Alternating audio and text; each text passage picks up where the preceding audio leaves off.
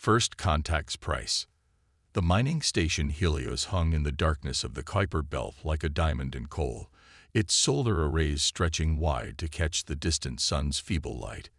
Inside, Dr. Sarah Chen stared at her console, her coffee long forgotten as she studied the impossible readings before her.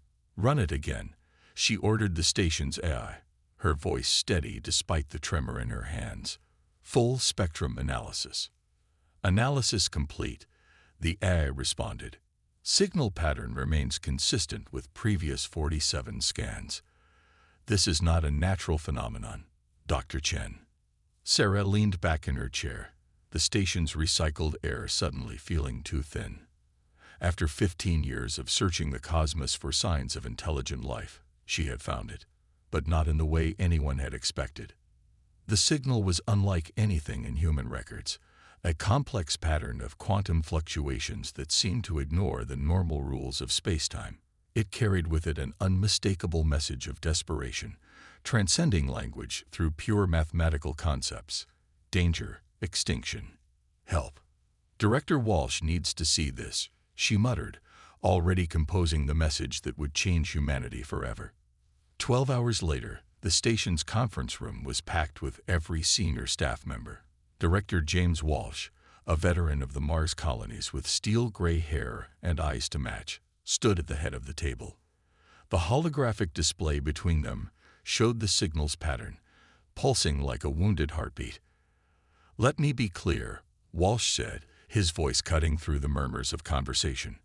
"We're not just talking about first contact. We're talking about a species advanced enough to manipulate quantum fields as easily as we use radio waves, and they're asking for our help." Dr. Chen nodded, pulling up additional data. "The signal contains coordinates, a star system about 40 light-years from Earth. But here's the interesting part. The message includes temporal markers. Whatever's threatening them, it's happening now, in our relative time frame. They'd found a way to transmit faster than light. Or they sent this message 40 years ago, and we're already too late," Lieutenant Maria Santos, head of security, pointed out. Her hand rested instinctively on the pulse pistol at her hip. "No," Sarah shook her head. "The quantum entanglement patterns are active, dynamic. This is happening in real time. They've mastered technology we've only theorized about, and yet they need our help," Walsh finished. "The question is, why us? Why this station?" The answer came 3 days later, when Sarah decoded another layer of the signal. The aliens hadn't targeted Helios specifically. They had sent their cry for help to every corner of the galaxy. But something about humanity had caught their attention. The signal began transmitting new information, images and data about the alien civilization. They called themselves the Lumini, a species that had evolved in the gentle light of a binary star system. Their world knew no natural disasters, no predators, no war. They had developed their remarkable technology through pure scientific curiosity, never needing to adapt it for defense or survival. Until now.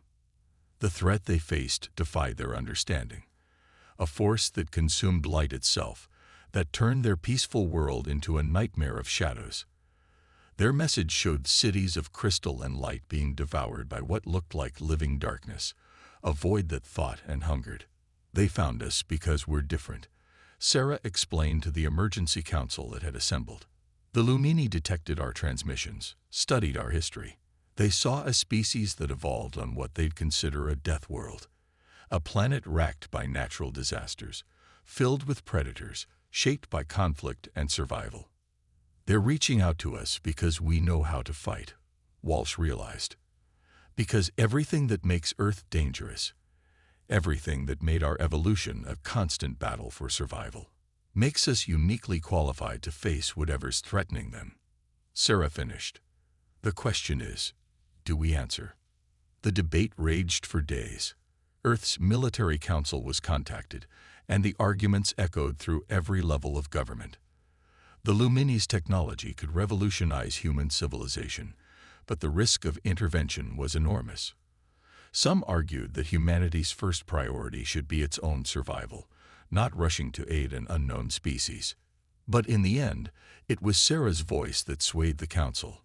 "Look at their world, their achievements," she said, displaying the Lumini's transmissions.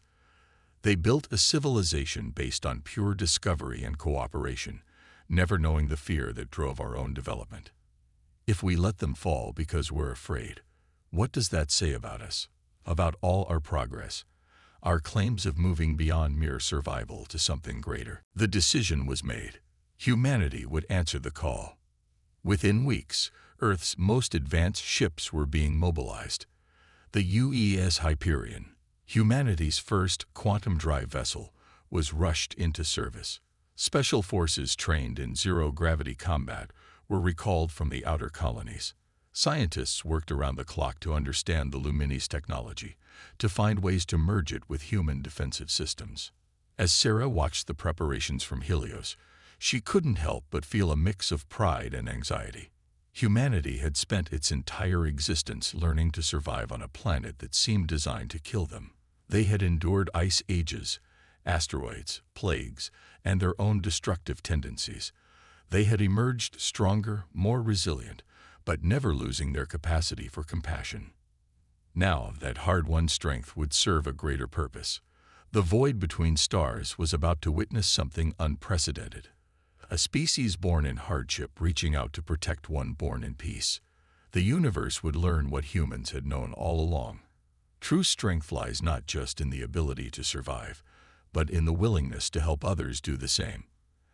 As the first ships began their quantum jumps toward the Lumini system, Sarah sent one final message to the aliens who had placed their trust in humanity.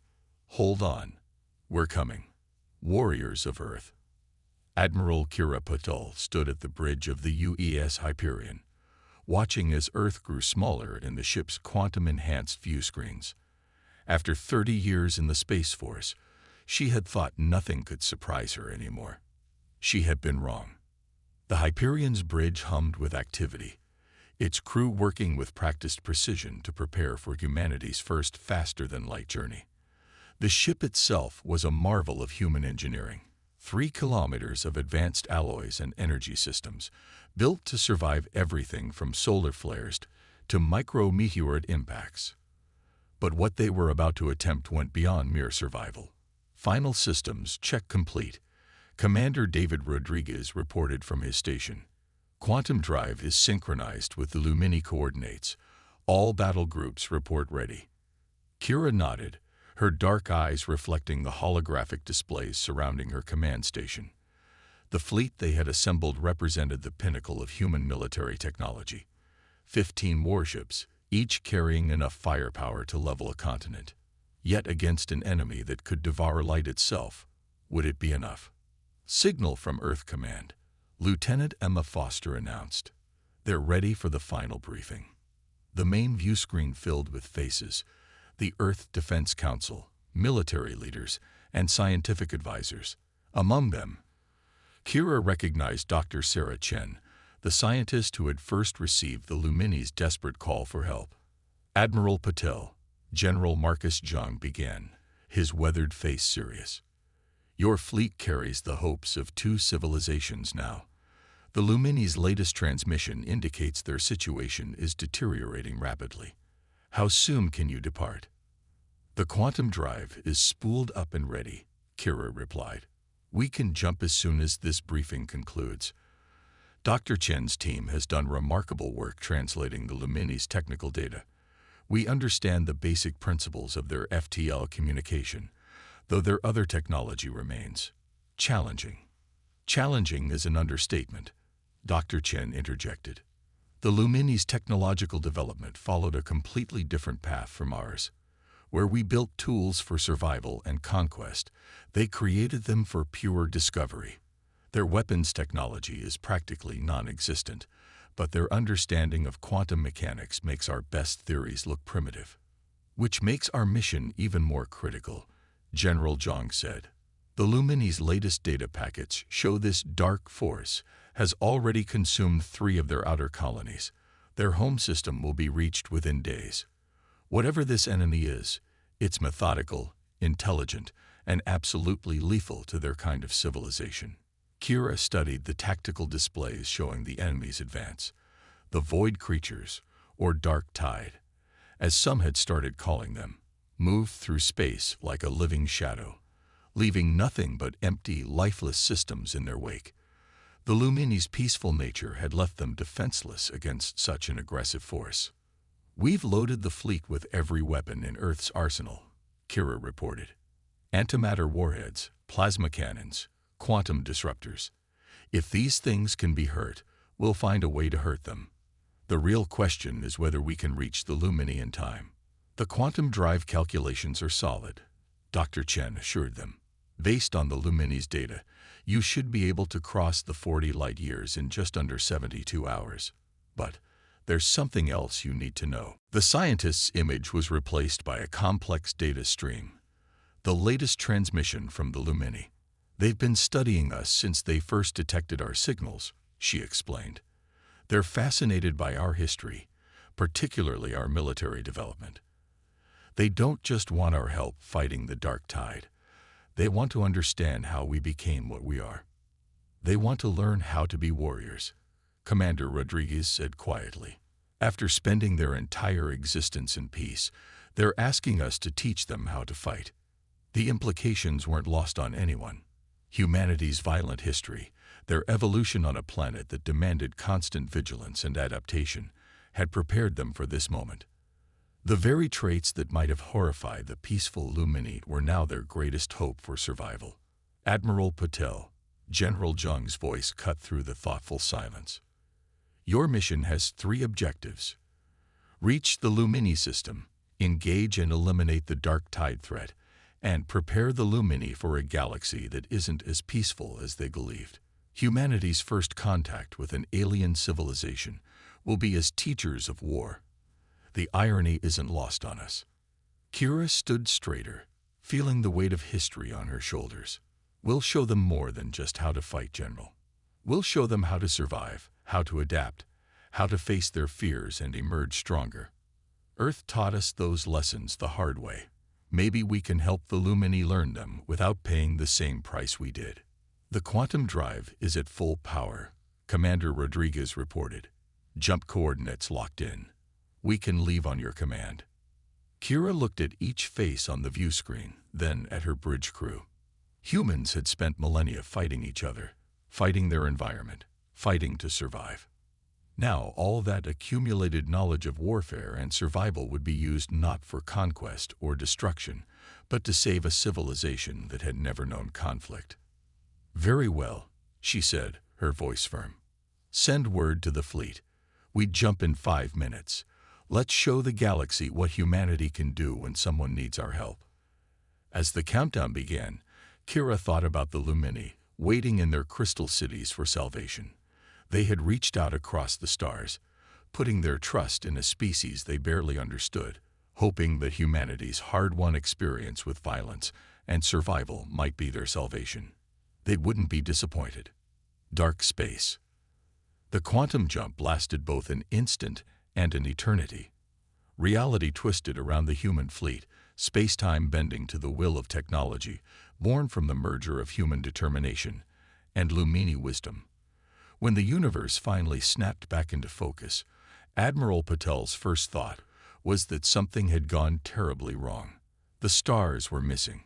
"Status report," she demanded, her voice cutting through the stunned silence on the bridge. "All ships present and accounted for."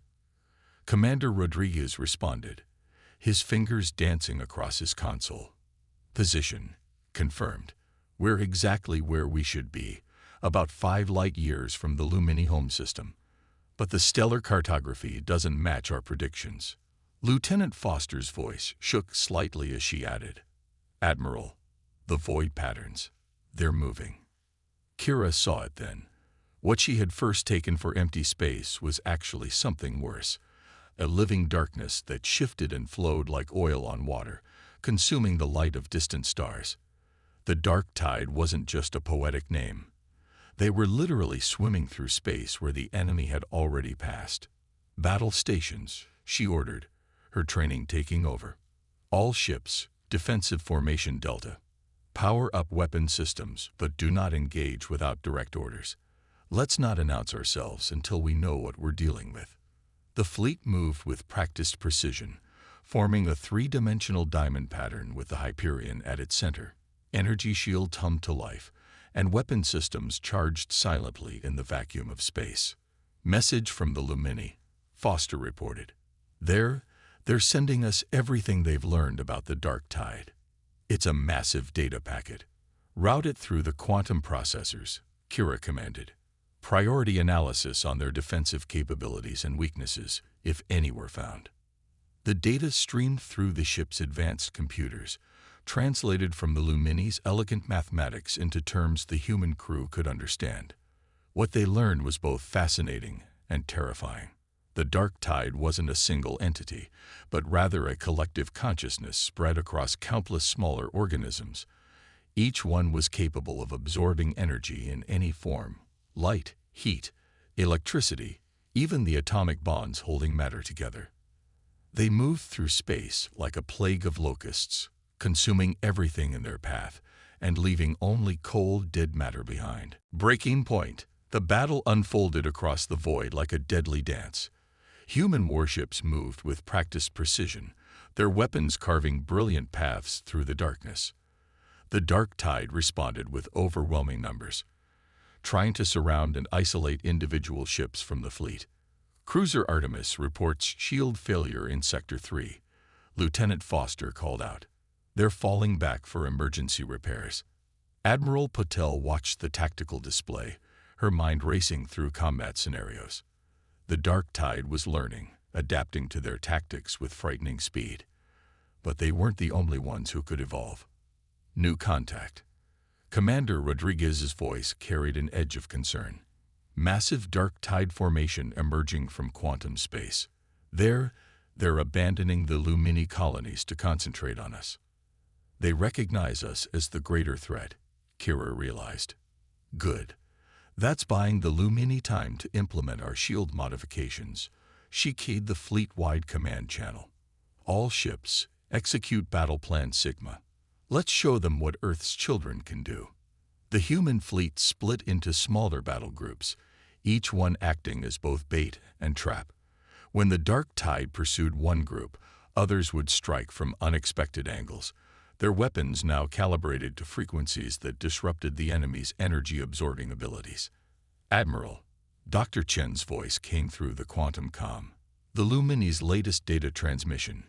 You need to see this. The main view screen filled with complex sensor readings.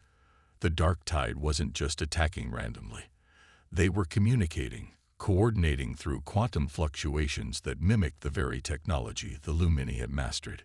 They're not just predators, Kira breathed. They're parasites. They've been absorbing not just energy, but knowledge from every civilization they've consumed. Confirmed, the ship's AI announced.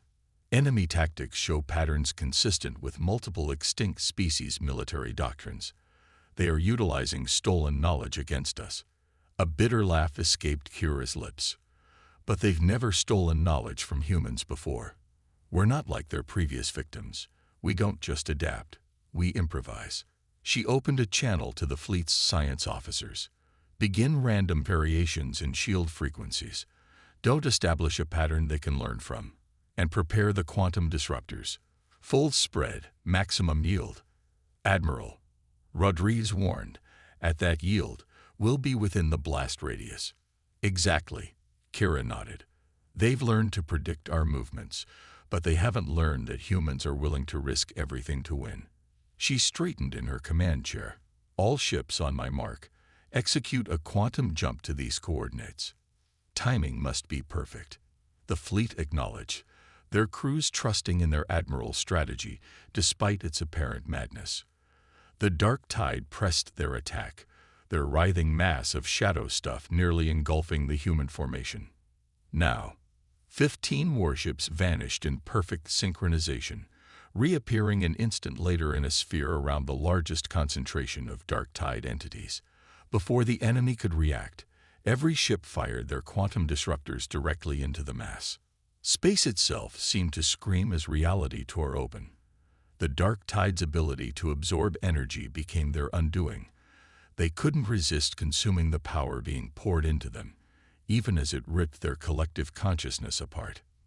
Multiple enemy signatures destabilizing, Foster reported, her voice barely audible over the alarms. The quantum disruption is cascading through their neural network. The dark tide's coordinate response broke down. Individual entities began moving erratically, some fleeing, others attacking blindly. The hive mind that had coordinated their actions was shattered. But the victory came at a cost. The human fleet's shields were nearly depleted, their weapons dangerously overheated. Several ships showed significant hull damage from the quantum backlash.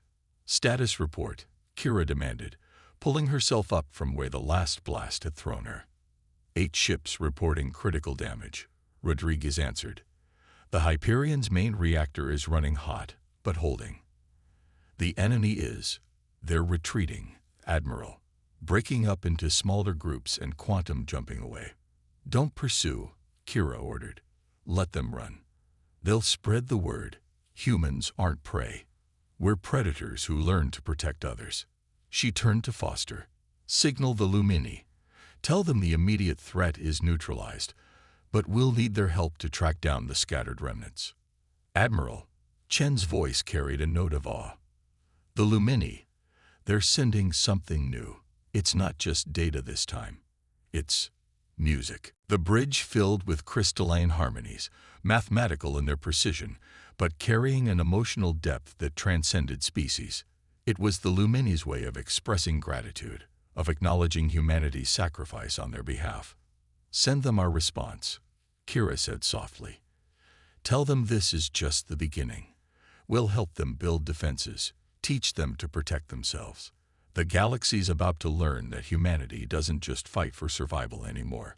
We fight to protect those who can't protect themselves."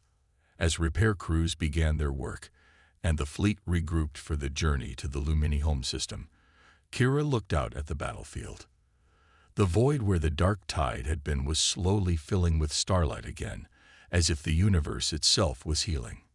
Humanity had come to the stars carrying the hard lessons of Earth, the knowledge that survival sometimes meant fighting, that peace must sometimes be defended with force. But they had also brought something else, the understanding that true strength lies not in domination, but in using one's power to protect others. The dark tide had learned this lesson the hard way. Any remnants that survived would carry the message to the furthest reaches of space. Earth's children had arrived, and they were not to be underestimated. Legacy of two worlds. The Lumini homeworld gleamed like a jewel in space, its crystal spires reaching toward the stars that had nearly been stolen from them. The human fleet hung in high orbit, their battle-scarred hulls a stark contrast to the pristine beauty below. Admiral Kira Patul stood in the Hyperion's observation deck, watching as Lumini ships danced around the human vessels, their quantum fields interacting in complex patterns that her ship's sensors interpreted as expressions of joy and gratitude. "They're like nothing we could have imagined," Dr. Sarah Chen said softly, having arrived via quantum transport to witness this historic moment in person. "A civilization that evolved without the concept of conflict, without the need for weapons or war. And now we're teaching them how to fight," Commander Rodriguez added, his voice carrying the hint of regret. "No," Kira corrected him. "We're teaching them how to survive. There's a difference." The Lumini had welcomed the human fleet with a celebration that merged art and science in ways that left even Earth's greatest minds stunned. Their cities were living mathematics, their technology an extension of natural law rather than a conquest of it. But beneath their artistic achievements lay a new determination, born from their brush with extinction. "The first defense platforms are online," Lieutenant Foster reported, approaching with a holographic display. "The Lumini adapted our shield technology faster than we thought possible. They're already improving the design." The display showed a network of satellites encircling the Lumini system, each one incorporating both human defensive systems and Lumini quantum technology. The result was something entirely new, a protective grid that could detect and repel dark tide entities across multiple dimensions of spacetime. They're calling it the Guardian Network, Sarah explained. It's more than just a defense system. It's a symbol of what our species can achieve together. A flash of quantum energy announced the arrival of the Lumini High Council's representative. The being that emerged was pure crystalline energy given form, its thoughts translated into words by the ship's advanced computers. Defenders of Earth, the Lumini's voice carried both warmth and formality. You have shown us a truth we have forgotten in our peaceful evolution, that the cosmos demands both creation and protection. We offer you a proposal. The holographic display shifted, showing a vast network of quantum corridors connecting Earth and the Lumini homeworld. We would share our knowledge of space and time, our understanding of the quantum realm. In exchange, we ask that you continue to teach us, to help us find balance between our peaceful nature and the need to defend ourselves. Kira smiled. I think we can learn as much from you as you can from us. Earth's history is filled with war, but it's also filled with artists, dreamers, and creators. Perhaps together, we can show the galaxy a new way forward. The Lumini representative's form shimmered with what the quantum translators identified as agreement and hope. The dark tide taught us that peace without strength invites predators. But you have shown us that strength without wisdom invites destruction. Together, we can be more than either of us could be alone. Admiral, Foster interrupted gently. Long-range quantum sensors are detecting dark tide signatures in distant systems.